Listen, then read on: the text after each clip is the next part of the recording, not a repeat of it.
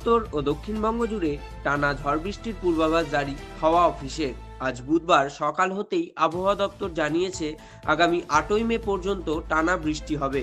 মূলত আজ বিকেলের পর বজ্রপাত সহ হালকা থেকে মাঝারি বৃষ্টিপাত ও ঝড়ের পূর্বাভাস জারি করেছে আবহাওয়া দপ্তর। শুক্রবারের পর থেকে পরিষ্কার আকাশ দেখা যাবে। তার আগে গোটা দক্ষিণবঙ্গেই ঝড় বৃষ্টির সম্ভাবনা। আজ বুধবারেও একাধিক জেলা ভিজবে। শুক্রবারের মধ্যে কালবৈশাখীর সম্ভাবনা পূর্ব পশ্চিম বর্ধমান, বীরভূম এবং মুর্শিদাবাদে। পাশাপাশি বিক্ষিপ্তভাবে শিলাবৃষ্টি ও বজ্রপাতের সম্ভাবনা।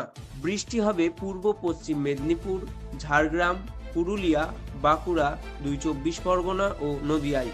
বৃষ্টির সাথে দোসর হবে ঝোড়ো হাওয়া। ঘন্টায় 40 থেকে 50 কিমি গতিবেগে দমকা হাওয়া থাকবে। বজ্রবিদ্যুৎ সহ হালকা থেকে মাঝারি বৃষ্টির সম্ভাবনা রয়েছে শুক্রবার পর্যন্ত।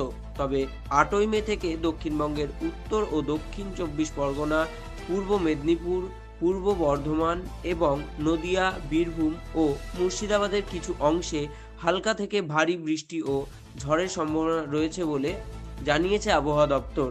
টানা বৃষ্টির জেরে কলকাতা সহ দক্ষিণবঙ্গে তাপমাত্রা বেশ খানিকটা কমেছিল, তবে এবার ধীরে ধীরে ঊর্ধ্বমুখী হবে পারদ।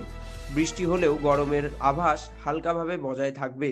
রাতের দিকে এবং ভোরের দিকে তাপমাত্রা কম থাকলেও বেলা বাড়লে অস্বস্তি বাড়বে। এর জেরে গাঙ্গেয় পশ্চিমবঙ্গের তাপমাত্রাও বাড়বে।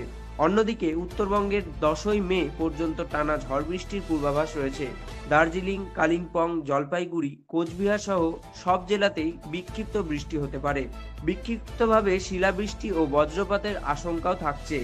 পাশাপাশি ঘন্টায় 50 থেকে 60 কিমি বেগে ঝোড়ো হাওয়াও বইতে পারে। Bureau report, Times Bangla.